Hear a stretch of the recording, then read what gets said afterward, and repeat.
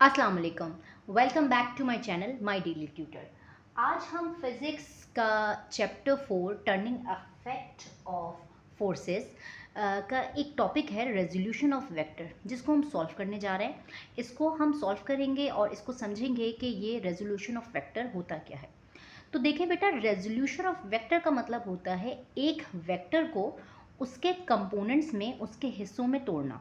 जैसे हम resolution of vector की डेफिनेशन से स्टार्ट करते हैं। The process of splitting up of vector into its component is called resolution of vector. एक वेक्टर को जो है स्प्लिट करना, तोड़ना, किस में तोड़ना? उसके हिस्सों में, उसके कंपोनेंट्स में तोड़ना रेजोल्यूशन ऑफ वेक्टर कहा जाता है। इस बात को मज़ीद हम समझेंगे डायग्राम की मदद से। फॉर एग्जांपल आप लें, एक आपके पास एक वेक्टर है फोर्स, ठीक है। आपको पता है बेटा कि फोर्स जो है वो एक वेक्टर क्वांटिटी है, ओके। अब हमने क्या किया, हमने ये वेक्टर क्वांटिटी है फोर्स। अच्छा, हम यहाँ पे एक्सेस बना लेते हैं, क्योंकि हमें ज़ाहिर है ये फोर्स के लिए, इसको शो करने के लिए हमें एक्सेस चाहिए होंगे। तो ये है एक एक्स एक्सेस, ये है वाई एक्सेस। ये जो फोर्स है ना बेटा, ये जो है ये एक्स एक्सेस के साथ एक एंगल बना रही है, जिस एंगल को हम शो करेंगे थीटा, राइट। तो हमारे पास एक फोर्स है एफ, जो कि एक्स एक्सिस के साथ एंगल बना रही है, एंगल थीटा, ओके। अब हमें क्या करना है, हमें इस फोर्स को तोड़ देना है। किन दो फैक्टर्स में तोड़ देना है? एक होगा हमारा एफ वाई, यानी कि वाई एक्सिस के साथ इसका कितना हिस्सा आता है, और एक हिस्सा तोड़ना है एफ एक्स, यानी कि एक्स एक्सिस के साथ इस फोर्स का कितना हिस्सा आता है, ओके। तो देखें कैसे तोड़ेंगे, हम क्या करेंगे, ये हमारी फोर्स एक्स एक्सिस पे जहाँ तक है, देखें ये जहाँ तक है, हम यहाँ पे एक पॉइंट लगा देंगे, ओके। पॉइंट लगाने के बाद क्या करेंगे, आप एक परपेंडिकुलर ड्रॉ करेंगे, एक एक एक्स एक्सिस पे एक परपेंडिकुलर लाइन ड्रॉ करेंगे, जो कि पैरेलल होगी आपके वाई एक्सिस पे, ओके। एक्स एक्सिस से परपेंडिकुलर होगी और वाई एक्सिस के पैरेलल होगी। आपने इस तरह से एक लाइन ड्रॉ कर दी, ठीक है। ये वाई एक्सिस के पैरेलल है और एक्स एक्सिस के देखिए परपेंडिकुलर है। आपको पता है पैरेलल और परपेंडिकुलर क्या होता है? जब दो लाइन साथ चलें तो उसे हम पैरेलल कहते हैं, और कोई टी जैसा शेप बनाए, एक दूसरे को कट करें, तो ये परपेंडिकुलर लाइंस कहलाती हैं, ओके। हमने परपेंडिकुलर ड्रॉ कर लिया। अब आप देखें, इसको हम नाम दे देंगे, जो वाई एक्सिस पे हिस्सा आ रहा है इसको हम एफ वाई का नाम दे देंगे, इस कंपोनेंट को। और जो एक्स एक्सिस पे आ रहा है इसे हम नाम दे देंगे एफ एक्स, ठीक है। आपने रेजोल्यूशन ऑफ फैक्टर का हिस्सा कर लिया कि एक फोर्स को आपने दो हिस्सों में तोड़ लिया। एक हिस्सा है वाई एक्सिस पे आने वाला, जिसको एफ वाई से शो करेंगे। एक हिस्सा है एफ एक्स पे आने वाला, जिसको हम एक्स एक्सिस पे आने वाला, जिसको हम एफ एक्स से शो करेंगे। तो अगर आपको एक फोर्स चाहिए और आपको रिजल्टेंट फोर्स चाहिए, तो आपकी जो रिजल्टेंट फोर्स है वो किन दो हिस्सों को मिला के बनाई गई होगी बेटा? वो आपकी एफ एक्स और एफ वाई को बना के दिया जाएगा। इसका हम न्यूमेरिकल भी सॉल्व करेंगे।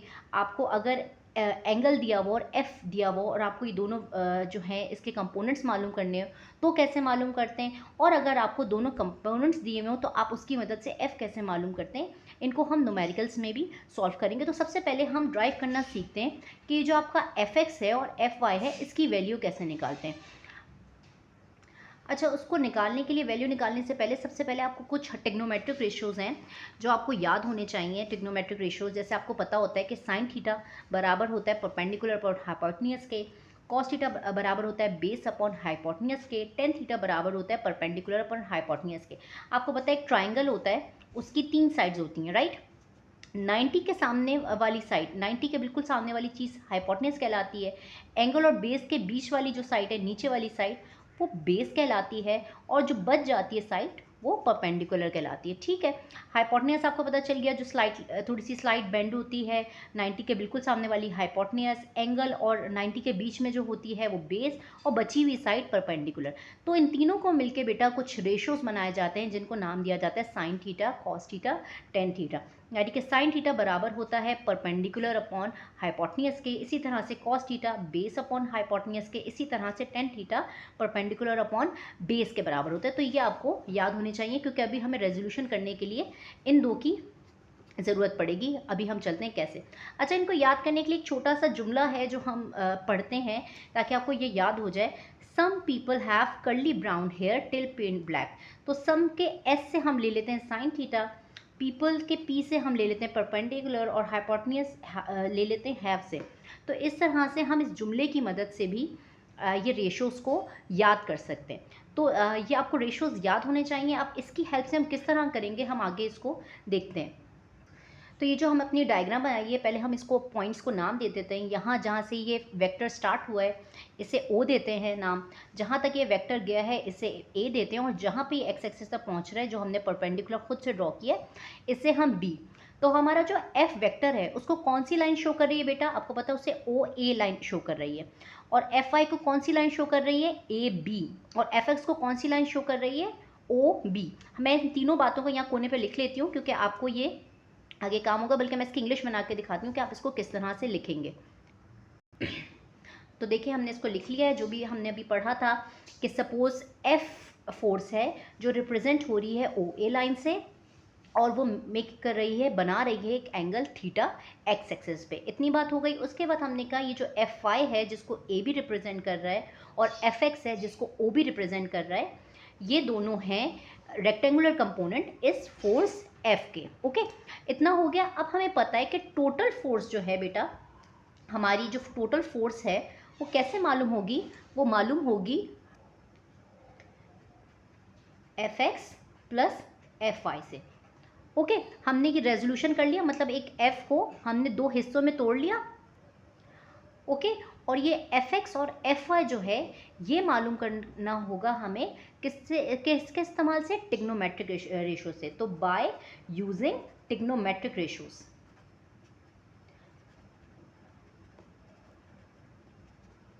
ठीक है, आपने ये एक फोर्स को उसके दो कंपोनेंट्स में तोड़ दिया, एफ एक्स और एफ आई में, और एफ एक्स और एफ आई को मालूम करने के लिए आपको टिग्नोमेट्रिक रेशोज का इस्तेमाल करना होगा।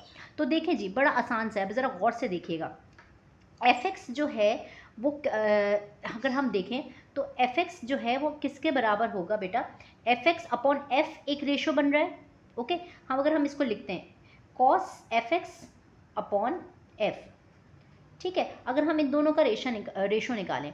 अच्छा, ये चीज़ जो है आपकी, अगर अभी मैंने आपको दिखाया था कि ये चीज़ जो है आपकी 90 के बिल्कुल सामने वाली ये हाइपोटेन्यूज कहलाती है, एंगल और 90 के बीच वाली चीज़ ये जो है ये बेस कहलाती है आपकी, और ये जो बची हुई चीज़ है ये आपकी परपेंडिकुलर कराएगी। ओके, तो अगर आप देखें तो ये आपका F x upon F x देखें क्या है, एफ एक्स है आपका बेस, और base upon hypotenuse. Base upon hypotenuse क्या चीज़ बनती है बेटा, अगर हम इसको देखें तो देखें बेस अपॉन हाइपोटेन्यूज किसके बराबर है, कॉस थीटा के।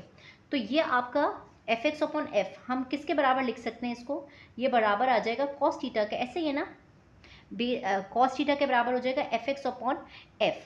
तो देखिए एफ एक्स को क्या चीज़ रिप्रेजेंट कर रही थी, यहाँ पे अगर हम लिख भी दें तो एफ एक्स को लाइन रिप्रेजेंट कर रही थी ओ ए, और बेस को जो है एफ एक्स को ओ बी रिप्रेजेंट कर रही थी, और एफ को जो है वो ओ ए लाइन जो है रिप्रेजेंट कर रही थी। और हम इसको ऐसे भी लिख सकते हैं कि जो ओ बी था ये क्या चीज़ था आपका, ये आपका बेस था, और नीचे ये क्या चीज़ थी आपकी, हाइपोटेन्यूज। ओके, आप इसको इस तरह से लिख भी सकते हैं, लेकिन बेसिकली ये है जो आपका फॉर्मूला बनाएगा। तो कॉस थीटा वाला फॉर्मूला आ रहा है ना, बेस अपॉन हाइपोटेन्यूज, अगर हम इसका रेशो निकालें तो किसके बराबर होता है, कॉस थीटा के। तो अगर आपने एफ एक्स मालूम करना है तो आप क्या करेंगे, एफ एक्स को अकेला छोड़ेंगे, एफ यहाँ डिवाइड हो रहा है वहाँ जाके मल्टीप्लाई हो जाएगा, तो इसका फॉर्मूला क्या जनरेट हो गया, एफ कॉस थीटा। यानी कि आपको जब भी एफ एक्स मालूम करना होगा तो आपको एफ मालूम होनी चाहिए फोर्स, और आपने जो भी एंगल होगा उसको कॉस थीटा का एंगल निकालना है। ठीक है, हमने अभी कहा था ना कि हम ये सीखेंगे कि किस तरह से आप एफ एक्स मालूम कर सकते हैं। तो आपके पास अगर एफ है और थीटा है तो एफ कॉस थीटा लगा के आप एफ एक्स मालूम कर सकते हैं। अब एफ वाई मालूम करने का तरीका देखते हैं।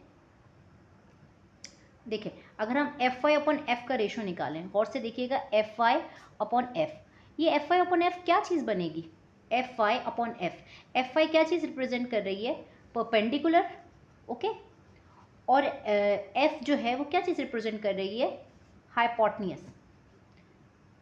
तो परपेंडिकुलर पर हाइपोटेन्यूज जो है, देखें आप क्या चीज़ बनती है, परपेंडिकुलर पर हाइपोटेन्यूज साइन थीटा के बराबर होता है।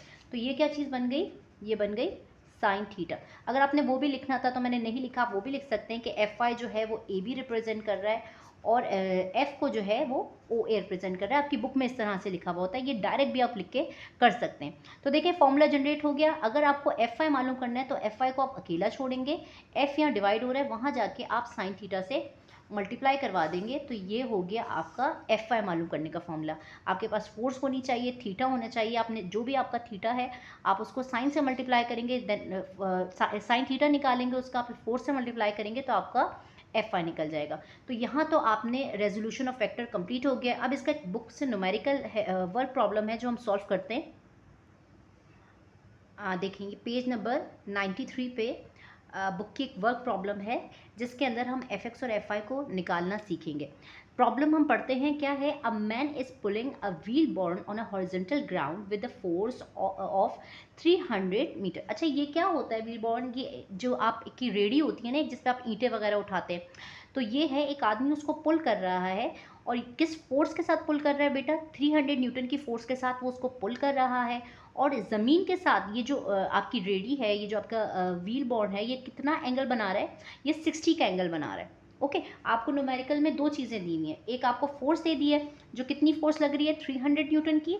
और कितना एंगल बना रहा है बेटा? ये 60 का एंगल बना दिया।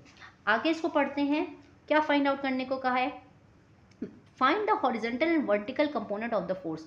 आपको हॉरिजेंटल और वर्टिकल कंपोनेंट मालूम करना है। देखिए हॉरिजेंटल और वर्टिकल कंपोनेंट क्या होते हैं? अगर हम पिक्चर देखें अपना, अभी हमने सॉल्व किया है कि एक फोर्स को अगर हम दो तरीके से तोड़ें तो देखें, एक उसका हॉरिजेंटल कंपोनेंट बनता है यानी कि एफ एक्स, और एक उसका वर्टिकल कंपोनेंट बनता है यानी कि एफ वाई। तो आपको एफ एक्स और एफ वाई मालूम करने को इस न्यूमेरिकल में दे दिया है। हमें फाइंड क्या करना है? एफ एक्स और एफ वाई मालूम करना है। ओके जी, सॉल्व करना आसान है क्योंकि अभी हमने इसके न्यूमेरिकल्स ड्राइव कर लिए हैं। सॉल्यूशन करते हैं। हमें दोनों फॉर्मूला पता है कि अगर हमें एफ एक्स चाहिए तो हमें फॉर्मूला कौन सा लगाना है? F cos theta. और एफ वाई चाहिए तो हमें फॉर्मूला लगाना है एफ साइन थीटा। ओके, दोनों फॉर्मूलाज आ गया। अब बस हम इसमें एफ की वैल्यूज पुट करेंगे, थीटा की वैल्यू पुट करेंगे और ये सॉल्व हो जाएगा। देखें एफ एक्स के लिए आपको क्या करना होगा? एफ कॉस थीटा आपका फॉर्मूला हो गया। एफ एक्स आपने मालूम करना है। एफ आपको कितनी दी हुई है? 300। और कॉस थीटा कितना आपको निकालना है? थीटा कितना दिया हुआ है? 60। ओके, तो आपने 300 इससे लिखा। जब आपने कॉस 60 किया, आपने कैलकुलेटर में कॉस 60 पुट किया तो ये बराबर आता है 0.5 के। ओके, अब आपने 300 को 0.5 से जो है वो मल्टीप्लाई करवा देना है। तो जब हम 300 को 0.5 से मल्टीप्लाई करवाएंगे तो ये बनेगा 150 न्यूटन। ये आपका एफ एक्स मालूम हो गया। डन। अब हम इसका एफ वाई मालूम कर लेते हैं। सेम वही फॉर्मूला है, बस इसमें क्या आ जाएगा? साइन थीटा आ जाएगा। एफ साइन थीटा हो गया। तो F Y is equals to, F कितना था आपका? 300 मल्टीप्लाई बाय साइन कितना हो जाएगा? 60। तो हम साइन 60 जब कैलकुलेटर में डालेंगे साइन 60, तो साइन 60 जो है वो बराबर होता है 0.866 के। तो हम 300 को 0.866 से मल्टीप्लाई करवा देंगे। तो जब हम इसको 0.866 से 300 को मल्टीप्लाई करवाते हैं तो ये जवाब आ जाएगा आपका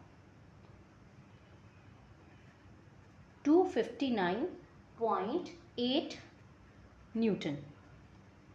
ठीक है जी, तो देखिए हमने न्यूमेरिकल भी सॉल्व कर लिया, रेजोल्यूशन ऑफ वेक्टर भी कर ली। आई होप आपको वीडियो पसंद आई होगी। प्लीज़ इसे लाइक, सब्सक्राइब और शेयर किएगा। Thank you. अल्लाह हाफिज़।